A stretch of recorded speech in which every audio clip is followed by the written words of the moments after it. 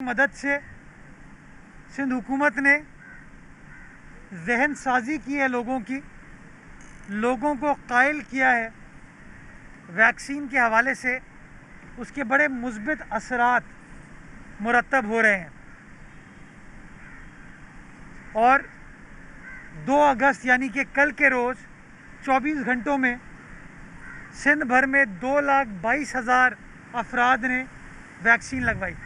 2,22,000 अफराद, यानी कि आज से 5 रोज़ कबल कोई 50,000 60,000 का नंबर 4 गुना बढ़ के 2,22,000 यौमिया डेली पर पहुंच गया है, जिसके लिए मैं सबका शुक्रगुजार हूँ। उन तमाम लोगों का जो कि अपने घरों से निकलकर वैक्सीन लगवाने के लिए आ रहे हैं। सिंध हुकूमत को इस बात का अदराक है कि बहुत बड़े पैमाने पर लोग अब घरों से बाहर निकल रहे हैं वैक्सीन लगवाने के लिए, और लोग हैं जिनको दिक्कत भी होती है, जिनको परेशानी का सामना होता है, लेकिन उनकी सहूलत के लिए सिंध हुकूमत ने पहले एक एक्सपो सेंटर पे हमारा वैक्सीनेशन सेंटर 24 घंटे काम कर रहा था। अब कराची के हर ज़िले में 11 मुख्तलिफ मकामात पर और 24 घंटे काम करने वाले वैक्सीनेशन सेंटर्स को सिंध हुकूमत ने इस्टेब्लिश किया है। और इसके साथ साथ मुख्तलिफ सनतों में, मुख्तलिफ मराकज़ में वैक्सीनेशन सेंटर्स को कायम किया जा रहा है। मैं अभी अब से कुछ देर पहले कोरंगी गया था, दारुल उलूम, जहाँ पर मैं शुक्रगुजार हूँ दारुल उलूम की इंतज़ामिया का कि उन्होंने अपने स्कूल में सिंध हुकूमत को अपना वैक्सीनेशन कैंप लगाने की इजाज़त दी। मैं ख़ुद वहाँ पर गया और मुझे बड़ी खुशी हुई कि बड़े पैमाने पर दारुल उलूम में जो बच्चे मजहबी स्कॉलर्स पढ़ने के लिए आते हैं, वो बड़े पैमाने पे वैक्सीनेट कराने के लिए आ रहे हैं। इसी तरह जो हमारी प्रॉपर्टी डीलर्स हैं, स्टेट एजेंट्स हैं, उनकी एसोसिएशन का मैंने दौरा किया, जहाँ पर आज एक और वैक्सीनेशन कैंप सिंध गवर्नमेंट ने इस्टेब्लिश किया है।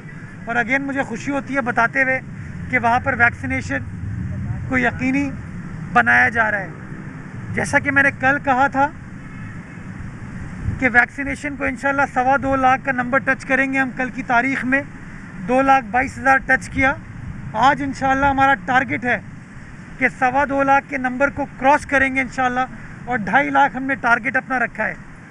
मैं शहरियों से ये गुजारिश करना चाहूँगा कि वैक्सीनेशन की मुहिम में अपनी हुकूमत का साथ दें, अपना साथ दें, अपने डॉक्टर्स का साथ दें। इसके साथ साथ जो शिकायत लोगों को हो रही है कि कुछ जगहों पे रश है, हमें इस बात का अंदाज़ा है, हमें इसका अदराक है कि रश है। और रश की बुनियादी वजह यह है कि अगर सिर्फ कराची शहर में 1 लाख बंदा बाहर निकल रहा है वैक्सीनेट कराने के लिए तो रश होगा। लेकिन मैं शहरियों से गुजारिश करना चाहूँगा कि हम रश में भी SOPs को फॉलो कर सकते हैं। मुझसे कुछ मीडिया के दोस्त सवाल पूछते हैं कि जी लोगों ने मास्क नहीं पहना हुआ, वहाँ पे लोग SOP को फॉलो नहीं कर रहे। मैं जहाँ शहरियों को शुक्रिया अदा कर रहा हूँ कि आप वैक्सीनेट करने के लिए निकल रहे हैं, मैं और शुक्रगुजार हूँ उन शहरियों का कि जब वो वैक्सीन लगवाने के लिए निकलें वो मास्क ज़रूर पहने, मास्क को सही तरीके से ज़रूर पहने। और अगर वो इस काम में इंतज़ामिया का साथ देंगे तो हमारे लिए उन SOPs को इन्फोर्स कराने में और आसानी होगी, और शायद हम और इस तरह के सेंटर्स इस्टेब्लिश कर पाएंगे जहाँ पर शहरी आसानी से वैक्सीन लगवा सकें। हमने सिंध हुकूमत ने हमारे कुछ मोबाइल हेल्थ यूनिट्स हैं जो कि अंदरूने सिंध के कुछ ज़िलों में काम कर रहे थे। कल इस बात का फ़ैसला किया गया है कि उन मोबाइल हेल्थ यूनिट्स को भी कराची हैदराबाद मुंतकिल किया जाएगा जहाँ पर तनासुब ज़्यादा है कोविड केसेस का, ताकि वो मोबाइल यूनिट्स गली मोहल्लों में जाके आसानी से वैक्सीनेट करा सके। अभी भी कराची शहर में इस तरह के मोबाइल यूनिट ज़िला जनूबी में और सेंट्रल में जो हमारे सनतकार हैं वो हमारे साथ मिलकर कर रहे हैं, और इंशाल्लाह शाम में एक और फैसिलिटी कुछ कच्ची आबादियों के लिए, बस्तियों के लिए स्टार्ट कर दी जाएगी। सिंध हुकूमत ने लॉकडाउन लगाने का जो फ़ैसला किया उसको बड़े लोगों ने तनकीद का भी निशाना बनाया। कुछ हमारे सियासी मुनाफिकीन जिनको मैं कहता हूँ, उन्होंने इसके ऊपर सियासत चमकाने की कोशिश की। मैं माजरत खा हूँ, मैं यूजुअली सख्त अल्फाज इस्तेमाल नहीं करता, लेकिन मैं समझता हूँ कि मेरे लिए ज़रूरी है कि मैं उनको मुनाफिक कहूँ। वो इसलिए कि जब वो लोग, उनकी सियासी जमात, उनकी हुकूमत लाहौर में यूके वेरिएंट की वजह से सख्त फैसले करती है तो कोई एहतजाज नहीं करते वो लोग। वहाँ पर कोई मज़दूर का ख्याल नहीं है, किसी गरीब का ख्याल नहीं है, किसी मईशत का, किसी सनत का ख्याल नहीं है। लेकिन जब कराची के अंदर 26-27% पॉजिटिविटी रेशो हो जाता है और अपने कराची की फलाह बहबूद के लिए, अपने हैदराबाद की बेहतरी के लिए, अपने सिंध के बाकी ज़िलों की बेहतरी के लिए जब सिंध हुकूमत फ़ैसला करती है तो ये लोग सियासत करते हैं। पीटीआई वाले लोगों को वर्गलाते हैं कि हुकूमत की पॉलिसी को ना मानो, हुकूमत के फ़ैसले को फॉलो ना करो। मैं उनसे पूछना चाहूँगा, और ये वो लोग हैं, इतने मुनाफिक हैं कि अल्लाह ना करे कराची में, हैदराबाद में, हमारे किसी शहर में अगर सिचुएशन हस्पतालों में आउट ऑफ कंट्रोल हुई तो फ़ौरन खड़े हो जाएंगे, सिंध हुकूमत नाकाम हो गई। ना काम खुद करते हैं, ना किसी और को करने देते हैं। और आपने देखा कि ये डेल्टा वेरिएंट इस वक्त मुल्क भर में मुख्तलिफ शहरों में बढ़ रहा है। लाहौर में 1.5% था, 2% था पॉजिटिविटी का तनासुब, वो कल 6% था। इस्लामाबाद में वो बढ़ के 11% है, पेशावर में 13%, एबटाबाद में 13-14%, गिलगित बल्तिस्तान हो, गुजरात हो, कश्मीर हो, तनासुब बढ़ रहा है। तो कल NCOC या असद उमर साहब फैसला करते हैं कि जी हम सख्ती करने जा रहे हैं, और वो भी लॉकडाउन की तरफ जाते हैं। तो मैं समझता हूँ कि मुश्किल हालात में, इस मुश्किल वक्त में हमें मुत्तहद होकर काम करने की ज़रूरत है। हमें लोगों को एक कौमी नेशनल बयानिया, कौमी नैरेटिव देने की ज़रूरत है कि इस डेल्टा वेरिएंट के फैलाव को रोकने के लिए हम सबको अपना किरदार अदा करना है। चाहे हम हुकूमत में हो, चाहे हम अपोजिशन में हो, चाहे हम किसी सियासी जमात के कारकुन हो, लीडर हो, मजहबी लीडर हो, समाजी लीडर हो, मुआशी लीडर हो, हम सबको शहरियों को कायल करना है।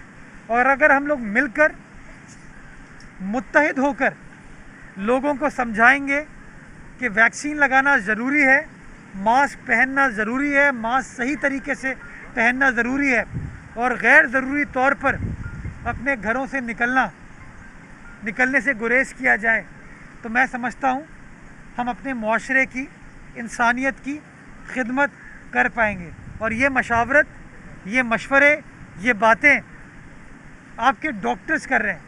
ये डॉक्टर्स आपको बता रहे हैं कि इस वबा से बचने के लिए आपको किस तरीके से मास्क पहनना है और वैक्सीन लगानी है। तो अल्लाह ताला हम सबको तौफीक दे कि हम हुकूमत की दी हुई गाइडलाइंस को फॉलो कर सकें, डॉक्टर्स की मशावरत, डॉक्टर्स के मशवरों को फॉलो कर सकें। और एक बार अगर हम इसके फैलाव को रोकने में कामयाब हो गए, इस डेल्टा वेरिएंट के फैलाव को रोकने में कामयाब हो गए, और केसेस को अगर हमने प्लेटो कर लिया, तो जिस तरह माजी में हमने चीज़ों को खोल दिया था, हम एक बार फिर खोलने की तरफ चले जाएंगे। लेकिन शहरियों को ये समझने की ज़रूरत है कि अगर खुदा न खास्ता, अल्लाह ना करे, ये वेरिएंट आउट ऑफ कंट्रोल हमारे शहरों में, गांव देहात में फैल जाता है, तो फिर क्या होगा। तो अल्लाह ताला हम सबको तौफीक अता फरमाए कि हम अपने लिए भी, अपने घर वालों के लिए, अपने बच्चों के लिए, अपने बुज़ुर्गों के लिए एहतियात करें और हुकूमत की जारी करदा गाइडलाइंस को फॉलो करें। बहुत शुक्रिया। पाकिस्तान जिंदाबाद।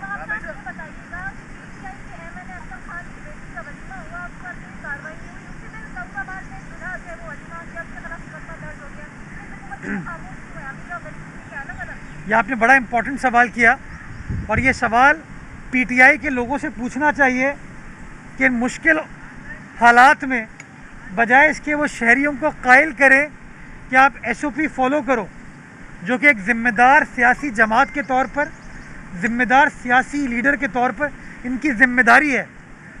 ये लोगों को उकसा रहे हैं, ये लोगों को दावतों में बुला रहे हैं, ये पार्टियां कर रहे हैं। आपने कहा कोई कार्रवाई नहीं की गई। आपको पता होना चाहिए कि इंतज़ामिया ने, डिस्ट्रिक्ट साउथ की इंतज़ामिया ने फौरी तौर पर कार्रवाई की और वो जो शादी की तकरीब थी उसको रुकवाया गया, उसको बंद किया गया। और जो कानूनी चाराजोई होने की ज़रूरत है under the epidemic disease act, वो कार्रवाई की जा रही है, बिलखुसूस उन केटरिंग डेकोरेशन कंपनी से जो कि एक्चुअली हुकूमत की दी हुई गाइडलाइंस को वायलेट करती हैं। उनको ये समझने की ज़रूरत है, उनको ये समझने की ज़रूरत है कि वो शायद चंद पैसे कमाने के लिए,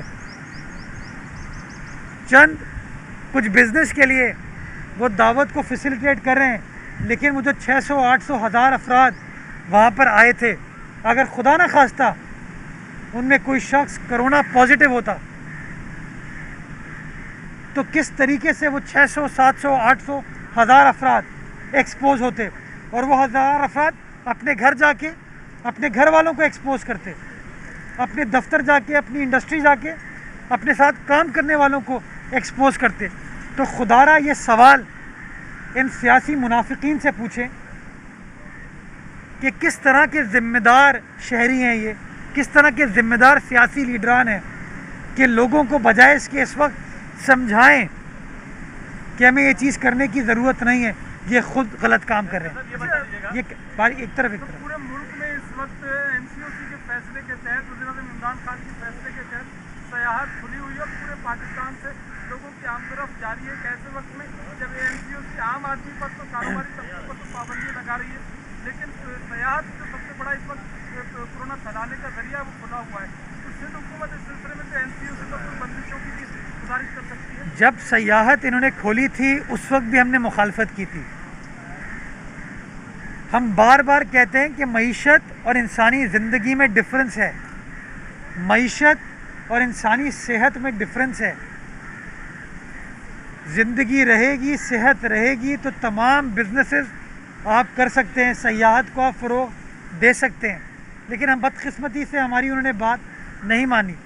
आप सब जानते हैं कि बहुत सारे लोग इस शहर में, कराची शहर में फ़्लाइट पर गिलगित गए, नॉर्दर्न एरियाज़ गए, वापस आए और कोरोना पॉजिटिव निकले।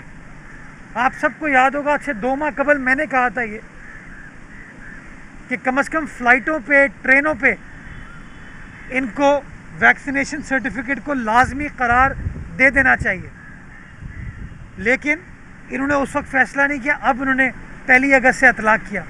तो मैं इनको कहता हूँ कि बात सारी हमारी मानते हैं ये, लेकिन बात मानने में थोड़ी सी देर करते हैं। अगर बर वक्त फ़ैसले कर लें, अगर सही इस वक्त पे ये फ़ैसले कर लें तो सिचुएशन अंडर कंट्रोल रह सकती है। आप सब दोस्त जानते हैं कि पाकिस्तान से बाहर अगर आप जा रहे हैं इस वक्त तो लोग, उन ममालिक ने अपनी आवाम को प्रोटेक्ट करने के लिए वैक्सीनेशन सर्टिफिकेट्स को लाजमी करार दिया हुआ है, लेकिन आज भी हमने पाकिस्तान में बाहर से आने वालों के लिए वैक्सीनेशन सर्टिफिकेट को लाजमी करार नहीं दिया। जो शख्स पाकिस्तान से बाहर जाता है उसका वहाँ टेस्ट होता है, जो शख्स पाकिस्तान आता है उसका कोई टेस्ट नहीं किया जा रहा। पहले यूके वेरिएंट फैला, यूके वेरिएंट पाकिस्तान की तो पैदावार नहीं है, बाहर से आया था। तो अगर इन्हें एयरपोर्टों को सही तरीके से कंट्रोल किया होता तो शायद यूके वेरिएंट ना फैलता। ये जो डेल्टा वेरिएंट है, इंडिया वेरिएंट है, ये पाकिस्तान में तो पैदा नहीं हुआ ना, ये भी बाहर से आया है। अगर उन्हें एयरपोर्ट्स को सही तरीके से मॉनिटर किया होता, वहाँ पर मैंडेटरी किया होता कि कोविड टेस्ट लाजमी है, कोरोना वैक्सीन के बगैर आने की इजाज़त आपको नहीं दी जाएगी, तो शायद डेल्टा वेरिएंट इस तरीके से नहीं फैलता। बट बाहर कैफ आज जो सिचुएशन है तशवीशनाक है, और इस तशवीशनाक सिचुएशन को कंट्रोल करने के लिए हम सबको, कौम को एक मुत्तहिद बयानिया देने की ज़रूरत है। और वो बयानिया ये है कि आज की एहतियात, आज ये मास्क आप पहनेंगे, कल को आपको ऑक्सीजन मास्क खुदा न खास्ता नहीं पहनना पड़ेगा। ये एहतियात बेहतरीन इलाज है। मास्क पहनिए, वैक्सीन लगवाइए, और इंशाल्लाह एक बार हम अपनी आबादी के बड़े तनासुब को वैक्सीनेट कर लेते हैं, लोग मैंडेटरी कर लेते हैं कि हाँ, जिस तरह मोबाइल फ़ोन ज़रूरी है, मोबाइल सिम ज़रूरी है, घड़ी ज़रूरी है, मास्क पहनना भी ज़रूरी है। अगर हम ये चीज़ें कर लेते हैं तो हम सब के लिए आसानी होगी। ये करके इस तरफ आऊँगा।